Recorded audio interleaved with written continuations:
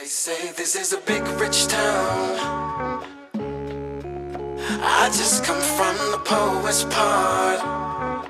Bright light, city life, I gotta make it, this is where it goes down. I just happen to come up hard. Legal or illegal, baby, I gotta make it. I never took a straight path nowhere. Life's full of twists and turns, bumps and bruises. I live, I learn. I'm from that city full of yellow cabs and skyscrapers. It's hard to get a start in these parts without paper. Homie, I grew up in hell, a block away from heaven. That corner 15 minutes, it move a 7. Pure snow, bag it then watch it go. Occupational options, get some blow or some hoe. Shoot the ball of the strap, learn the rap or the jack. Good man, in the meantime, go ahead and pump a pack. This my Regal Royal flow, my James Bond bounce. That 007, that 62 on my count. What's going on? We're here with Curtis 50 Cent Jackson, executive producer of the new hit series, Power Book 2, a spinoff from Power. 50, I gotta ask you a question, man, as we start this show. How does it feel to see another one of your projects come to life? Man, it feels great, man. The project, Power Book 2 Ghost, it's the first spinoff of 3 other spinoff shows. And that's I'm excited about it. Like, this one was easy to roll into because the writer for Power is also the head writer for the Power Book 2 show, and it's Courtney. We just rolled right into it like it was a episode of season The next 7, the next season. Right. So following that, they can get a chance to check out Raising Canaan. We got Tasha. He was in the original writers' room for Power, and he's running that show now, so it's cool. Raising Canaan is like we took a template from Goodfellas, so it's like the adult voiceover of Ray Liotta that was the Sonny character. Yeah. Like, I'm the adult voice for Kanan, the younger Kanan. So you'll hear me on that project, and I did the theme song for that project, Raising Kanan. All right, so we're gonna be excited because the theme song is very important these days, as we come to notice. Someone would argue that you are the hardest working man in show business right now. You got Power, you got the spinoffs, you got BMF. Like, how many shows are you working on right now as we speak? Well, I have 8 television shows right now, but hardest working, man, with COVID, that ain't a big trophy. You don't get a big trophy because, ain't nobody running doing the shows. Ain't no tours, ain't none of everything else ain't happening, so but how has it affected you? Because we know you to not sit still at all. That is the biggest thing, is being like sitting still. Now I know what I learned about myself during the quarantine and COVID was when I'm tired, it's not from the actual work, it's from the travel. Different kind of exhaustion at that point, because I could do this all day. Like, You built for this. Yeah, like that part is, I'm conditioned for it, so I'll work, I'll do it on the telephone all day, make things happen, Well, some people are built for it, and some people, they say, be careful what you ask for, you just might get it. Right. For you, I want to take you to the top with Tariq, man. Tariq has now become the man of the family. How has Michael Rainey Jr. grown in this role from season 1 to now his own spinoff? Well, from season 1, it's been an amazing journey for Michael. Like, I think from season 1, I think he was about 12 years old, but he looked like he was 10. Yeah. And now he's grown. Like, it's already been 7 years. So Michael, like, is organically the coolest step towards changing the show, because it's a different demographic when you're looking at college kid. Right. And 1 foot in the street, 1 foot in the university. It's a different show from what you saw with Ghost and Tommy, in Power. So the stakes are a little higher. Yeah, it's a little different, and then I think they'll identify with it differently, because people that are at that point in their life immediately will be attracted to it, because they'll see themselves in those.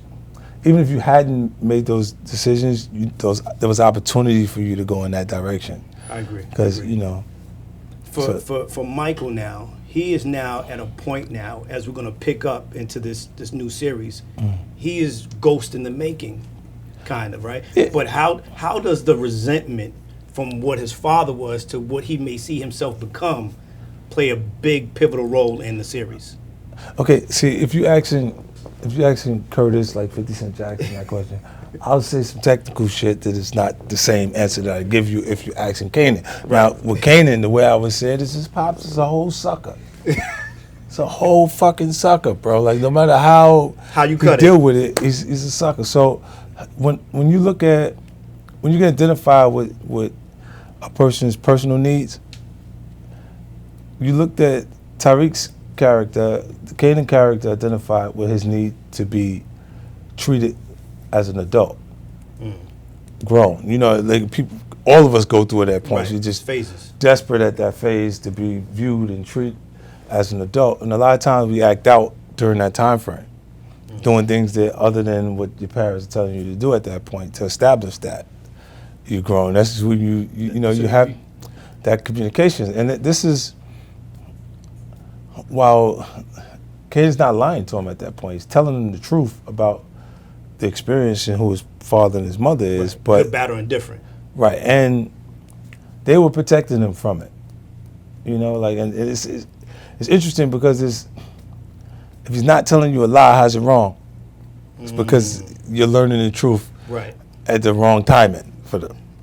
You know what I mean? And when he identifies with Tariq is like that, he starts to really like it because he's like, yo, he might be better than your pops was guy. at his age because Right. he's slicker than him. Like we took him. There was a point that there was a scene we went to the sneaker store, and I was like, yo, when I was your age, like we had to take the shit if we wanted it. You know what I'm saying? That's how you gain respect and how, you know, we just did things. You know what I'm saying? And he's looking and he go, All right.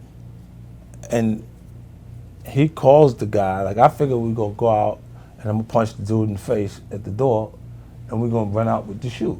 Let's just take it, right? He calls, so the guy has to go to the front to answer the phone and we walk right past the guy. So I'm like, this motherfucker is slicker than Real his daddy at that point because it's the same scenario early on went on where backstory, not something that you would see in the show, but something that was in my mind while I'm portraying the characters. We had done that before. Gotcha. You see what I'm saying? So, and I punched the guy and we ran out of the spot. And kept it moving. Right. It's like if I go stand behind him before he knows what's going on, you come with the shoes, I punch the dude, we run up out of here. This is what already was In your mind.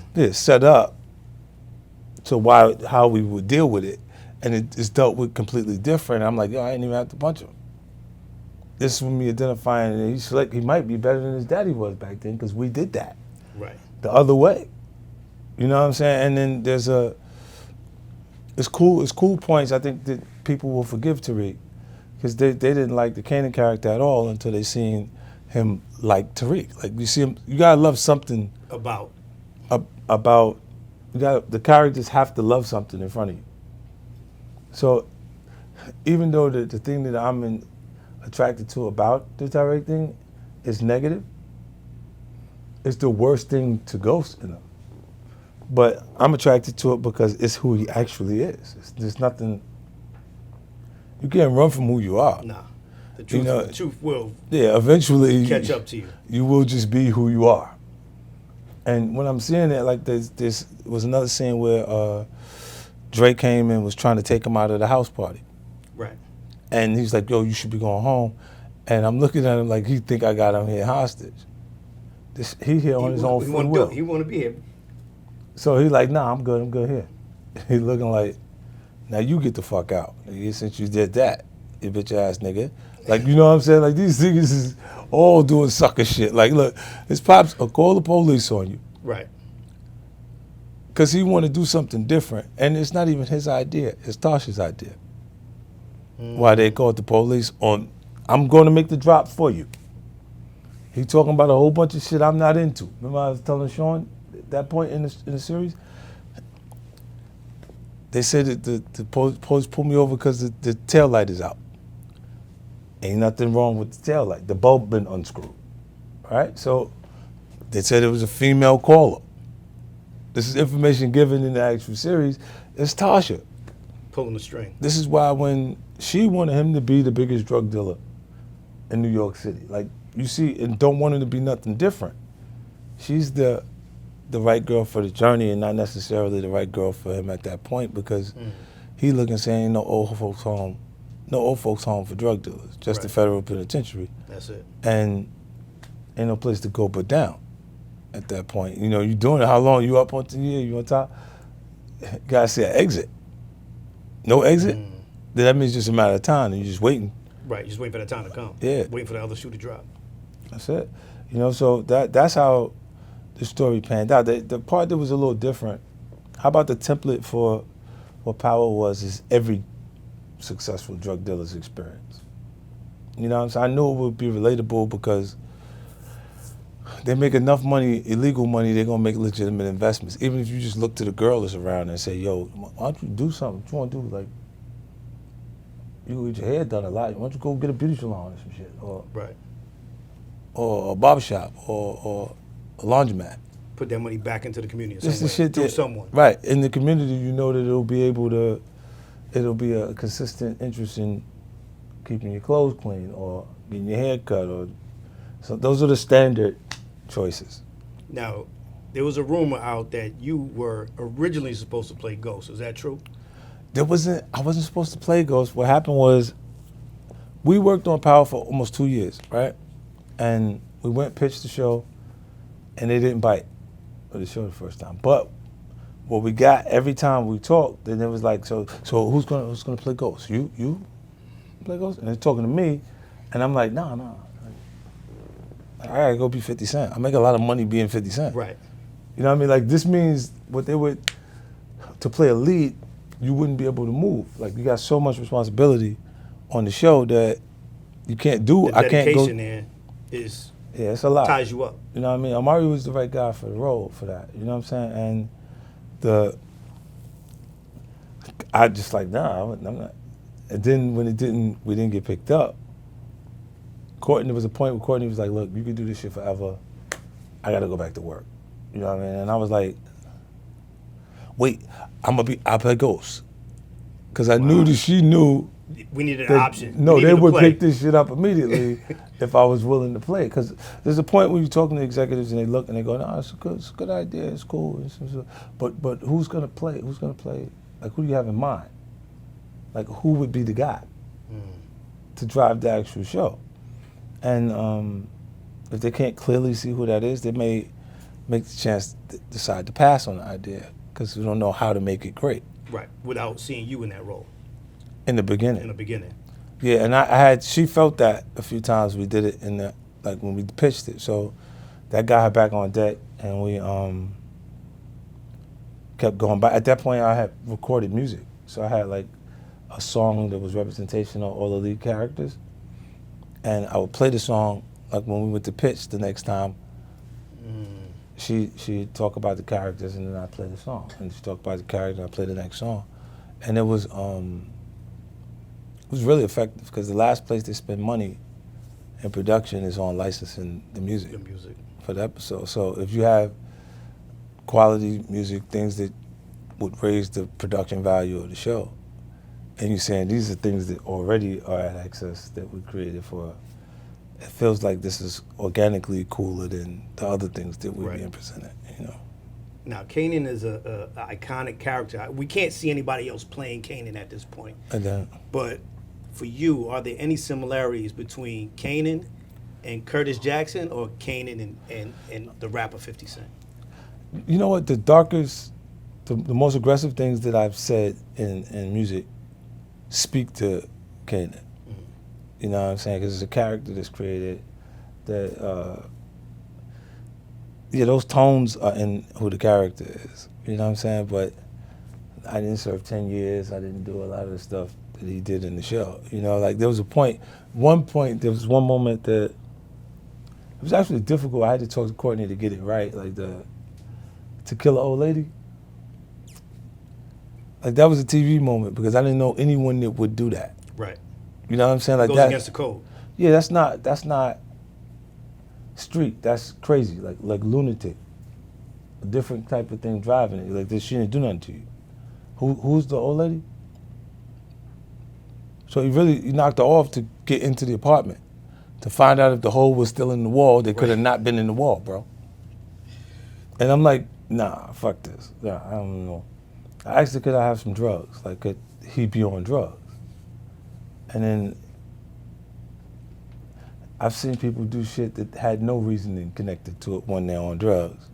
So that'll be the motivation, the reason for To do that. right. 6 successful seasons. #1 on the network. Yeah. They didn't pick up or give any acknowledgement to Power. No acknowledgement for Life. Some people say third time is a charm. Do you feel like you're trending in that direction, that this series may be the one that finally gets the attention? And do you even care? I really was. I get excited at NAACP awards, right? Because at least those awards are aimed at the success of People of color. right. There's other things, other award shows. You gotta look. If the show's #1 for African Americans and Latinas, how did it not have an opportunity to lose? Not win, Right. just lose, just be in the category. I mean, repeat that. I mean, so people know. #1 for blacks and Latinos Yeah, on the network. right. And still get snubbed. It's like, Because some people say the numbers don't lie, but oh, that's when they want to count. right. When you want to count the numbers, you say the numbers don't lie. But when them shits is what my numbers are, you want to, let's just let it be. Maybe they just missed it. It's a lot of programs, just not the one that all of the highest rated for African Americans and Latinas. They missed that one. Clearly. Take us into the mind of Curtis Jackson when he's creating the show. What are the steps? Is it something that you leave a pad at the bedside? You grab your cell phone, and then you say, "All right, I want to do these things," and you start pushing the buttons. You are a man that has the connections to push a button on anything. Not necessarily always get the green light, right, but you can make things happen and push things forward. Like, what is the process for you in terms of creativity, bringing something to life? First, it has to be exciting to me. I have to be excited about it, like what it is. Like, for life, look, stars had to pass on that for me to go to ABC and get it there. Like, so this my overall deal. I had to present that to them first. So I don't have any reserved feelings or anything like that. Any project that I commit to early on, I know what it is.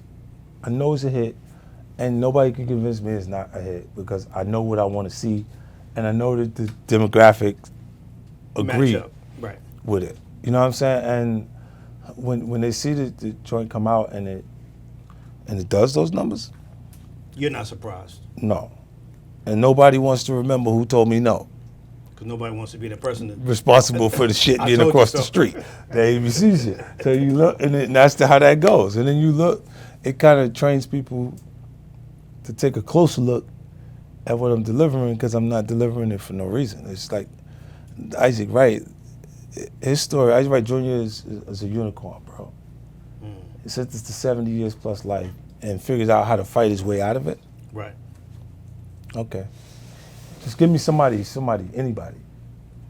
They got a close story to that. There's nothing like that. Nothing like it. You got a lot of people, if you can't see it in the system now, the temperament of law enforcement, this would be the person that is on the stand, is the most reputable person to say you did something. Right. And you see their actions out clearer than you've seen in the past because while Nikon and Canon were competing to make the best cameras, Apple and Samsung put the cameras in our hand and the phone. So Change the now, game. that puts everyone's usage of the phone is what's making everything be on tape.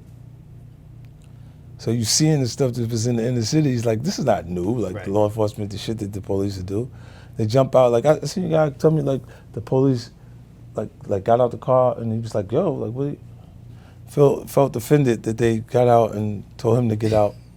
I'm like, they jump out on you? Like, ever since I can remember, they've been jumping out, bro. You know what I'm saying? I think it's because it's Southside. It's where we grew up at. Like, if you go to the store, so no drug location 20 years, right? So They jump out, you can get first, Right. just going to the store. So, But you know this though. yeah, it's been there. Like you can't change the location. You know what I mean? Like you live around the corner. So you become accustomed to it. Like, you know, like Tuesdays and Thursdays, like Right. TNT. Technical It's bound to narcotics happen. teams out. It's definitely coming out. Yeah, they won't be here. They won't be around Monday or Wednesday because they in court for what they caught on Tuesday, That's crazy. Thursday. But you know it's coming. It's just a matter of when. Yeah, but these things changed right after Edward Burns. From that one thing, and how about when I watched the images of law enforcement?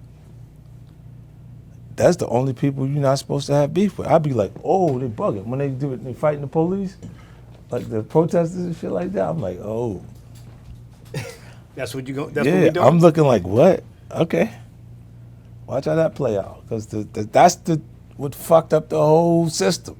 in the first place. Jamaica, South Jamaica, Queens, everything fucked up after Edward Burns got killed. Yeah, that's the Fat Cat story, Pappy Mason. Yeah, you check it out. That don't work well. Nah, it don't work well. Yeah. We are excited about the trailer. We see Mary J. Blige and Method Man That's dope. being cast. Why? How? And was that a dream for you to actually have some iconic people like these artists? Yeah, it couldn't be better. The cast, if you, Mary was a fan of the show, so she would have people come over and they sit and watch the show. This is when we started promoting the power party type thing. Right, the Everybody watch parties. watch the party, and I knew that she was finishing her tour and they would be in New York. That I just set it up for her to meet with Courtney, and they just hit it off like right away. Like, this is before Power was done. You know, this is like when. Look, I had spoke to Kendrick. The Kendrick thing started 2 years before you saw it. Okay. Because me and Top is in communications about, you know, different things, and he was like, yo, Kendrick want to do something. And you would see even Kendrick would be, he'd get live when the music come on to the show, and it was on tape, like he would put it up. And shit like that. He's a fan of the show, but I didn't want people coming in and out for no reason. Like cameos and shit, and you didn't really do nothing. So we had to find a character that really worked so he can strut his stuff. Like, performance-wise, you got an award for a guest appearance. Which is Very dope, rare, which is yeah. dope.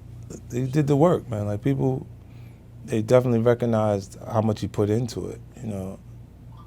And it changed if I would be sought after following that. Like, other than, you know, the camera pans across you at the store buying a bag of chips. Oh, that's such and such. Right. We don't need that shit. flash We need down- somebody down. to be in it to really Bring do something to something. life. Yeah. So we have you as executive producer, Mary and Meth. Will we see some music from either one of y'all or all three of y'all during the course of this series? Probably from all three of us, but not necessarily for the theme song. I think the theme song needed to stay the Power theme song. I had an experience with me and Trey that was not a good experience. The question is, what is the theme song? Big Rich Town. You know, and then following that, like, you know, like certain things don't have to change after the fact. Like, I looked at it and was like, didn't really have to change. We could have made a different song, right? Because the record was going up the charts, but they were complaining. It's steady going up. It's a hit. Like, it would have been a hit record, but they complaining at the same time. Should have just left their ass complaining and had another hit, right? And then if it had played long enough, they would be like, oh, I like that one too. All right. Will Kanan make an appearance anywhere, or is it Kanan really dead? I mean, he won't pop up, no DNA test, like he's not really Tariq's father. No. They did that because of her passion. Okay, See, right. with Tasha, her being angry after we squashed it, we're cool, we're working together. You go, where is that anger coming from? It's coming from it being her idea to get me out of the way. You see what I'm saying? They thinking that immediately you say this, right? If somebody close to you is furious about some shit and they got this perspective on a person, right? And you go, you squash it over whatever y'all differences are, and they still sitting there upset, it would mean something that you don't know is fueling their emotions, right? Now, usually, if it's something that you don't know, and it's a man and a woman, maybe some sort of intimacy or something, you know? And people assume that because I started to actually like the Tyreek character. Right. You know, and they go, maybe the disposition was different. The Yeah. energy was different. So it's got to be this. possibility, because why would you even try to get close to him? And there was a scene that was a little out there. Remember, I went to see Ghost, and he was in the hotel because he got kicked out house, and we at the bar, and we talking, and I'm like, oh, you staying here? And he said, yeah, and then afterwards, I just show up with a bottle of wine, like, Out of nowhere. see, Like, but I just know this bitch was a pop. Like, she was a neighborhood joint. Like, the fuck out of here. Like, you gotta know that Right. to come and do some shit like that. that's Like, the only way you can play that card. yeah, but you see where they got it. They got you fuck with the driver right there. You fuck with the lawyer right there. You can't go to the store and find somebody to fuck with. You fuck with these people right here. That's who she is. The temperament of the character. You know this bitch, man. She from the neighborhood. You know her. That's why people like the show, because they Can identify with the flaws. a character. The flaws in the characters. They look at it and go, oh, I know, yeah, this bitch this is some bullshit. She doing some bullshit right there. And then she always get the girl her homegirl want. Always get the guy the homegirl want. Like, you know what I'm saying? It's like, you fucking first and make sure everything is good before I go. It's good? She want to know. You go test it out first. Right. Go for a test run and let me know. Come back and Yeah, bring man. me Just the let me know intel. if it's, I kind of like him. Let me see if it's worth it. You go first. Tell me about it. Listen, I want to ask you this. This is something personal. Jay and Kanye came out with Watch the Throne. We all know that you have a great relationship, brotherhood with Eminem. Is there any possibility that we may see a collabo album, or would you even think of considering a versus just for the culture, not as a competition, but just for the culture? Because I don't really see you competing with Right, anybody yeah. else. And that's a tough. If anybody's thinking of doing that type of competition with Eminem, they should stop. Should stop thinking that shit right away, because it's not gonna turn out good. No, it's not gonna work out. And bro, you know, at Marshall Mathers LP sold 22 million copies. Alone. Yeah. I think it went to 23. It was like 22, 23. I was like, that's why I always knew my project could be bigger. I'm doing 13. It just came off with 22. You know, when the guy that sells 22 million records says, yo, this guy is crazy. Like, this is the one for us to fuck with. Everybody want to do what he want to do. That's why my relationship with him is the way it is. You know what I'm saying? Because that was the opportunity enough. I mean, all I need is the opportunity. I'm going to run with this shit. Like, you ain't going to never see me again asking you for nothing or needing nothing from you. Crazy? I've been doing this too long. Like, I'm like, what? Pow, gone. Out of here. You know, to this day, you know what's ill about him? Like, he hit me randomly. I'll show you my phone the last time I talked to him. He texted me and was like, yo, that when you gonna fly me in private so I can land on that dick? Nigga, what the fuck is wrong with you?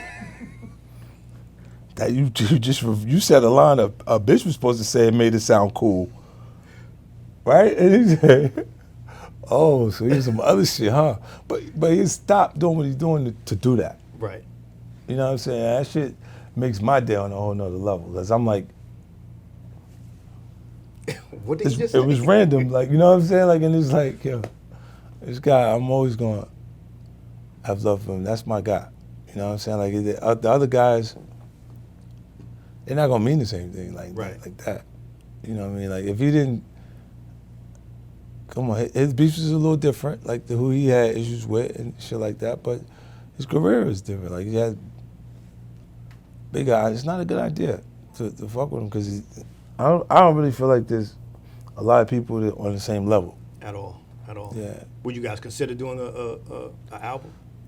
Collabo? Or They probably get songs out of us. I have songs still laying around. Like, I have records from We You don't guys record it. recorded it, just didn't come out. Yeah. Like once it starts to get dated a little bit, we don't want that. Like that's I think you guys could go in right now and just do something for the culture that would just really put the game in a chokehold because it's not expected right now. yeah. I had to start working more back into writing and doing all the time because M is sharp right now. He's still not. He wasn't doing anything different. Like he went Right. back to record regular, like the same shit he did. He picked up where he left off. Right. And his record sales is right where he left off too. Still number one. So, it's pretty tough for you to question it, right? Yeah, it is. Now, you're a big fan of 48 Laws of Power. You came out with the 50th Law. New book, Hustle Harder, Hustle Smarter. What are some of the lessons that play out in the shows that you are now producing? That was interesting. You heard the way he said that? He went from the book to things that play out in the shows. Well, I pointed out how detrimental it is that you be a good judge of character, right? It's detrimental to continuing success or having success, period. And then the coolest way to say it, you know how you see them Fortune 500 companies get turned into Fortune 250? Mm-hmm. It's usually because the guys that you would say are the smartest guys, or they acquired finances and got a really good team around them, it's still a misread on their friends. Because friendship, all relationships, Right. at the base of it is friendship, and then it develops into something else, right? So when you pick the wrong friend, a Fortune 500 will turn into Fortune 250 right after they say divorce. And that's it. Right? That's it, and it'll cut you in half. Cut you in half. I ask you this. Shit. How important is it what do you want people to walk away from with this new series? I want them to walk away. I'm sure they're gonna walk away extremely entertained by it, right? But if you really look at the underlying messages in some of it, they're gonna understand that it was socially conscious at the same time while being entertaining. Because Courtney is conscious of the things that are going on. She put little things in it, Right. nuances that relate to, stuff that's going on. So they'll get They give you what they bargained for. Like even some of the terms that they're using in the court cases and stuff like that, that shit is real. Like what they're saying in the court case are actual terminologies that are being used, and it's not like just some fictional shit they made up and put there. I saw this interview. Amari Harwood, good friend of ours, he talked about how you predicted the success of Power.